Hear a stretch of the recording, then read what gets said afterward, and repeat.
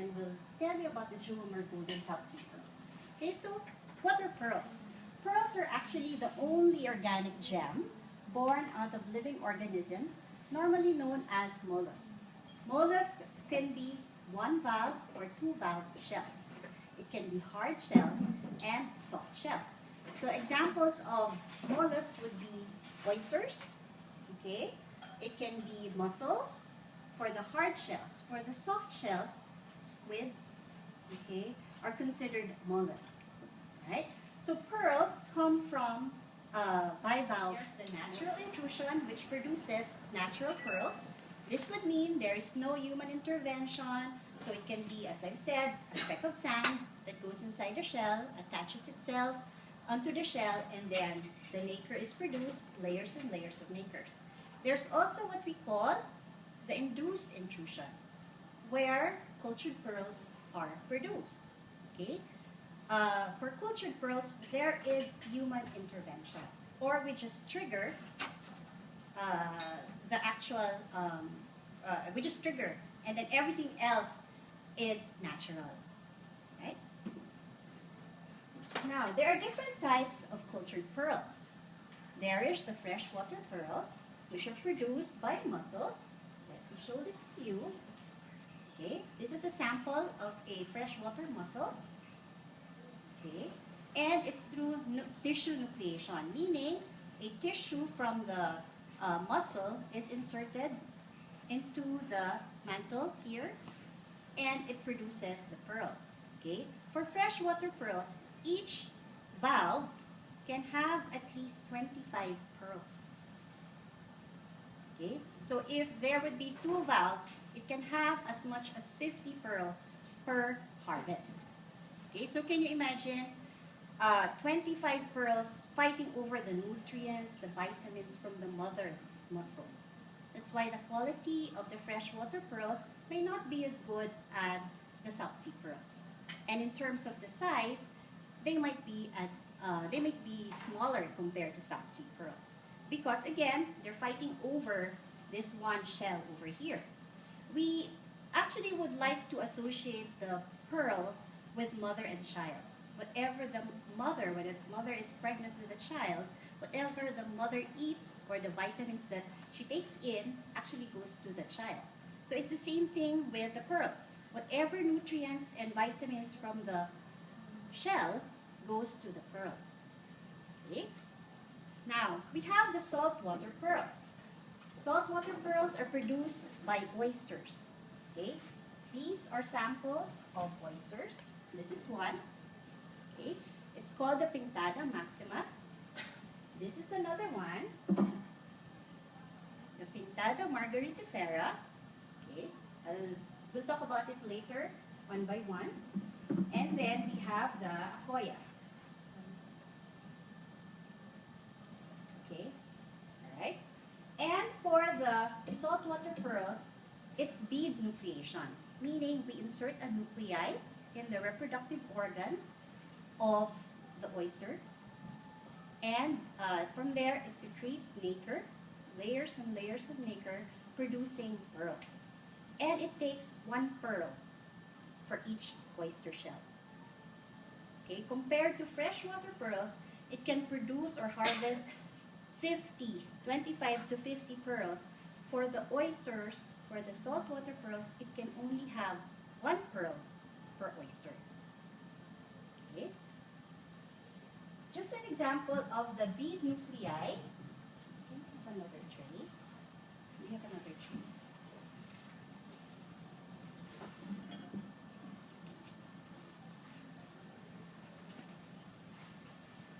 This is a sample of the bead nuclei that we insert in the reproductive organ of the oyster. Okay? And from here, the oyster produces layers and layers of nacre, forming the pearls. So that's the only thing in terms of human intervention that we do. After that, everything else is natural. So we don't know what shape, what size, the skin purity, orient, and luster that the pearls would come out to until the harvest time. Okay? Can you pass it around so that they can see? Okay, so freshwater pearls, as mentioned earlier, is tissue nucleated. It takes about 6 months to 1 year for us to be able to harvest freshwater pearls. Okay, and as mentioned again, we can produce up to 50 pearls per mussel because it's 2 valves. Okay, and freshwater pearls can be found in lakes and ponds, not necessarily clean bodies of water. So it can be in the middle of the city where there's pollution, and they can produce freshwater pearls. Okay? The ones that you see in Green Hills are actually 90% freshwater pearls. Okay? Japan, China, USA actually produces freshwater pearls. Now, for saltwater pearls, again, it's bead nucleated, and the oyster is actually one of the biggest. Okay, one of the biggest shells that we have that can produce big pearls as well. Okay, we have the Pintada Focata, which produces the most famous brand Mikimoto, if you're familiar with that. Okay, so Mikimoto, in terms of the size, is from 2 millimeters up to about 10 millimeters. Okay. And then we also have the Pintada Margaritifera, which produces the black South Sea pearl. So you can see here, it takes after the color of the lip of the shell. So it can also have like the rainbow color, the magenta. It can have overtones of magenta, peacock green. Depends on the colors of the shell. Okay. Pass it around.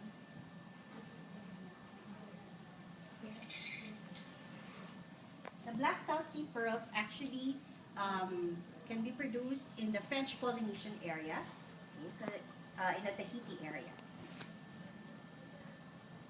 And then the Pintada maxima, which is one of the biggest oyster shells, okay, produces white and gold South Sea pearls. So again, it takes the color of the lip of the oyster.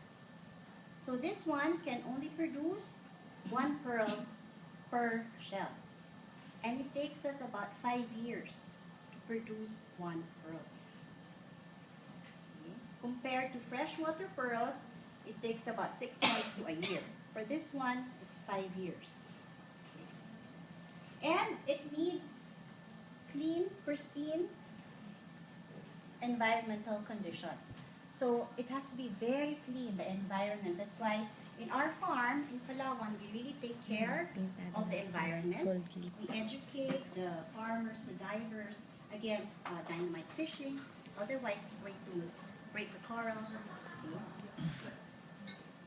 All right, so this is just a graph in terms of differentiations between freshwater pearls and the different South Sea pearls. Okay. The South Sea pearl, since the Pintada maxima is the biggest, one of the biggest oyster shells, it produces also the biggest pearls. But for us, the biggest we're able to harvest is about 18 millimeters. The biggest that we were able to harvest, 22 millimeters. It's almost gem quality, meaning it's almost flawless. Okay, in terms of the orient and luster, it's very, very good, and we call it 1 in a million. Okay, and it's actually in the private collection of our principals. It's not being sold. Whenever we bring it to trade shows, people would ask how much it is. Our principal would always say it's priceless. Okay, right? Okay. Another thing that we're very proud of is that the South Sea Pearl was proclaimed the National Gem of the Philippines in October 1996 by President Fidel Ramos. Why? Because it symbolizes the Filipino people, the warmth, the hospitality of the Filipino people, the love of life. And you know how Filipino people are, they always rise up to different trials. Even if it's flooded in their area, you would see them playing around, swimming, smiling.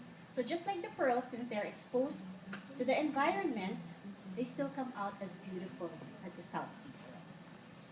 Okay. And then, let me just share with you in terms of modern pearl farming process. The first step is what we call the grafting. Okay? The grafting is actually the insertion of the nuclei into the reproductive organ of the oyster shell. So what is needed during the grafting? We need a matured oyster. When we say matured oyster, we grow the oyster shells to about 3 years old before we do the actual insertion. For freshwater pearls, they can do it to a 6-month-old mussel shell. Okay, so from there, you could already see the difference. From 6 months, they do already the insertion for freshwater pearls. For us, it's 3 years. Okay. And then we need the nuclei, a mantle tissue, and a trained technician. It cannot be just anybody because it's a very delicate operation. We do the insertion or the grafting, the oysters are still alive. Okay, so we do not kill the oysters, they're still alive. Okay, that's why we have to make sure that only a trained technician does this particular procedure. Next is the post-operation stage. Just like in any operation, whether it's on us human beings or the oyster shells, they need recovery. Okay, they need to be able to recover from that before they're put back into the water.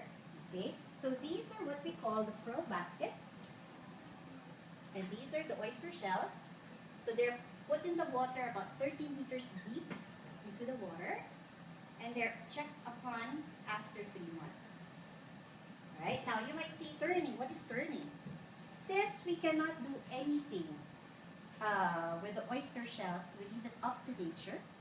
What we do is we try to turn the pearl baskets to sort of have a balance on the pearls. Just like with a newborn baby, for the baby to have the round head, the mother would always turn the baby from one side to another side to make sure that the head is round. So it's the same thing for the pearls. That is the only thing we can really do. Turn it around to make sure that, and hope that everything will balance out. Next is the cultivation period. It takes about 2.5 to 3 years for the cultivation period. And during this period, they are hand cleaned every 30 days. Okay, so our divers check and clean them. Because, remember as mentioned earlier, it will only grow in pristine, clean environment. So we have to make sure that everything else is clean. Okay? We also change the depth depending on temperature and food availability. Okay? So our divers would check on the temperature of the water. Is it too hot? Do we have to bring them down? Or do we have to bring them up? Okay, so they do that regularly. In terms of food availability, they eat planktons. Okay? If you're familiar with SpongeBob, no, you're not. Okay. So the food that the oysters eat are called SpongeBob. They're like a microorganism. Okay. Out of, let's say, the 10,000 species of plankton, our microbiologists have studied which would be the best food for the oyster shells. And they were able to identify about, let's say, 100. So it's really the best of the best planktons for these oyster shells. And they also have like feeding time, similar to babies. 8 o'clock in the morning, they feed plankton A. Okay? By 10 o'clock, they give plankton B. So they try to study which would be the best, okay, in terms of the food, the temperatures, so that we will come out, or we will have very good golden South Sea pearls. Okay? And again, we are exposed to the environmental effects during this 2-year period. Since everything else is taken care of by nature, what we can only do is make sure that the environment is clean, okay, and then turn it around, the temperature and the food availability. Okay? Next is the harvesting. This is the most magical moment of all. because it's like giving birth, okay? The mother giving birth to the child already. And this is the time that our technician would actually see the pearls. Okay, so after 2 to 3 years, or plus the 2 years or 3 years that we harvest or we have a matured oyster, that's 5 years before we can harvest one pearl from one oyster shell. And our technician actually studies the condition of the shell if it's possible for second grafting. Okay. After that, we put it back into the sea.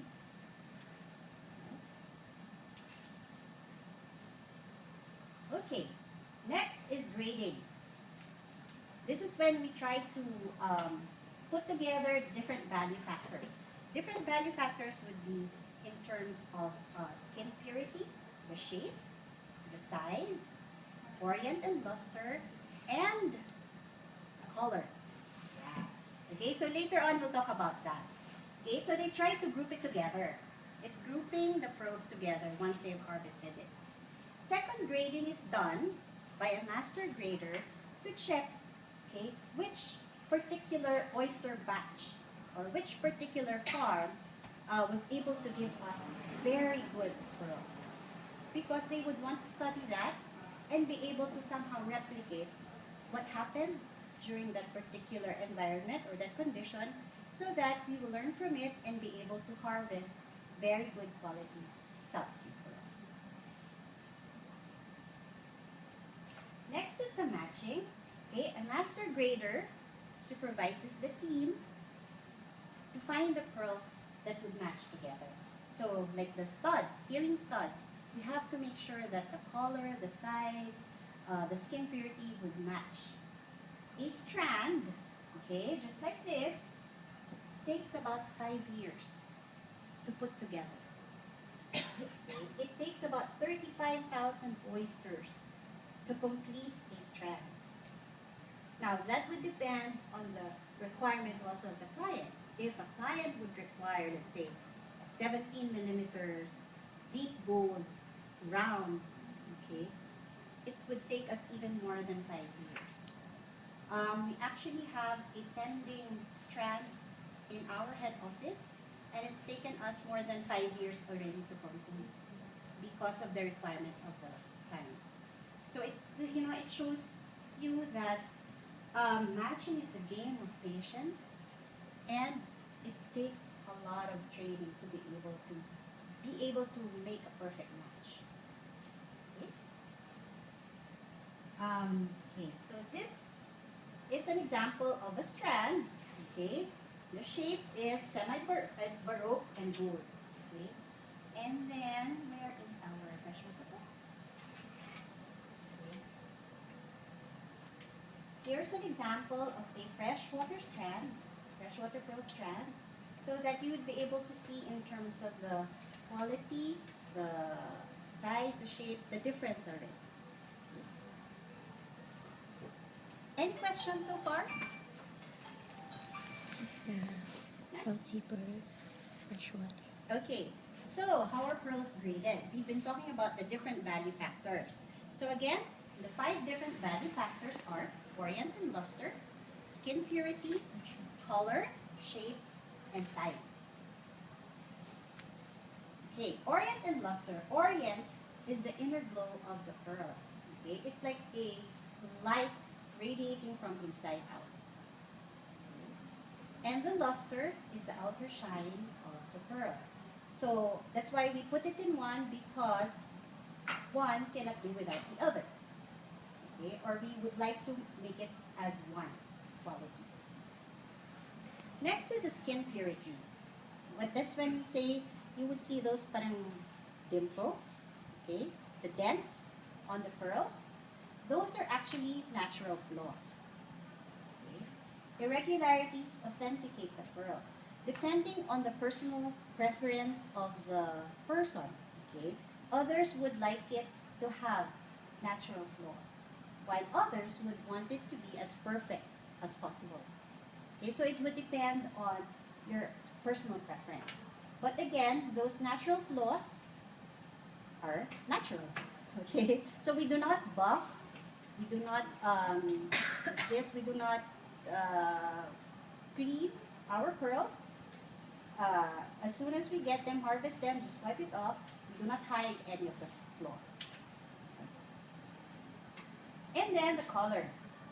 Philippine South Sea pearls come in warm natural colors. We specialize on the gold and the different shades of champagne. We have the dark champagne, light champagne, and cream, rosé, silver, blue, and white. Different temperature. And here are the different kinds of shape. So we have round. Okay, the rounder it is, the higher the value. Because it's very rare for us to be able to get a round shape. We also have semi-round, the button, which is actually very good for earrings. Okay. We have oval and drop, which would be perfect for pendants. Okay. And also earring danglings. We have keishis. Keishis are all nacre. Okay. We call that accidental pearls because it doesn't have any nuclei in it. Everything is nacre. That's why in terms of shape, sometimes it's off shape. Most of the time it's off shape. We also have semi-baroque, baroque irregular, and circle. So you can see here, I'm sure you've heard of those myths. Do pearls, I'm sorry, it's in Tagalog. Nanganganak ba ang pearls? Okay, do pearls give birth? Because they see the shape sometimes. All right, they think that there's another shell, but it's actually, or there's another pearl, but it's actually the natural shape of the pearl. Okay? We have this pearl chart. We'll pass it around so that you can see the different shapes, sizes, color, skin purity. And then the size. South Sea pearls are the largest in the world. To chemicals. Okay, now you might ask, oh no, I forgot. I put on my strand, I put on perfume. Is it going to get destroyed? Not when it's, exposed once or twice. But on a regular basis, it might lose its luster or it might diminish. Okay, that's why we recommend, after you use it, wipe it. Wipe it with a soft damp cloth. Okay? Now, a lot of our clients actually put their pearl jewelries in safety deposit boxes or vaults, which is very dry. There's no humidity in the vault. Okay? So, if you cannot take it out regularly, we recommend that when you store it there, that you put a small glass of water inside the vault so that there's going to be moisture. After a while, you will see that the water has diminished, meaning the pearl has absorbed the moisture. So we really recommend that you wear it often because our own natural oil and moisture is the best moisture that we can give them. Okay? Now, if you wear your strand regularly, we advise that you have it restrung every year, okay, or regularly. Our strand is, we have a knot for each pearl for our strand so that when it breaks, it doesn't scatter. Okay?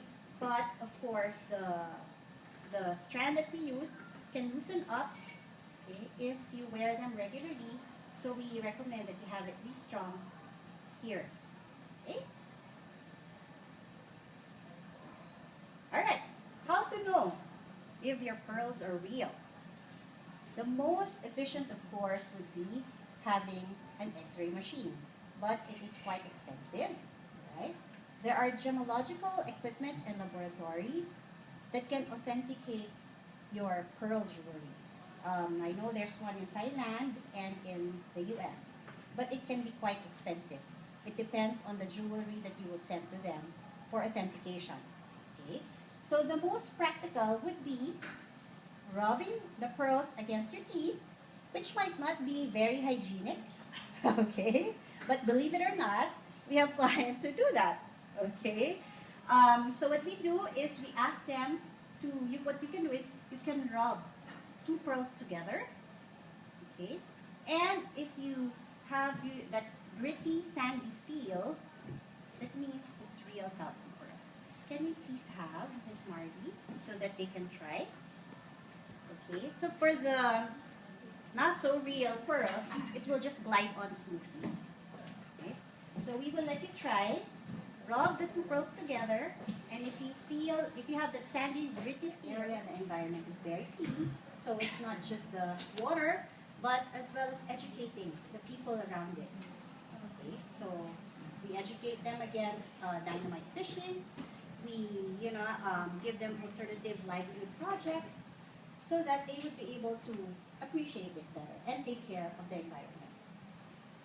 Jewelmer is the largest producer of the golden South Sea pearls in the world, and we supply top international brands like Cartier, Tiffany, Mikimoto. They get golden South Sea pearls from us, use pearls, and they set it in their own design. Okay, so that's something that you can be proud of. If you see a golden South Sea pearl from Tiffany or Cartier, 95% is from the Philippines. Okay? And jewelry, fine jewelry, only uses the top 3% of the harvest. So in effect, you really get the best of the best of the pearls. Okay, and then Jewelmer, superior quality craftsmanship. We're very proud of the French jewelry know-how and Filipino craftsmanship.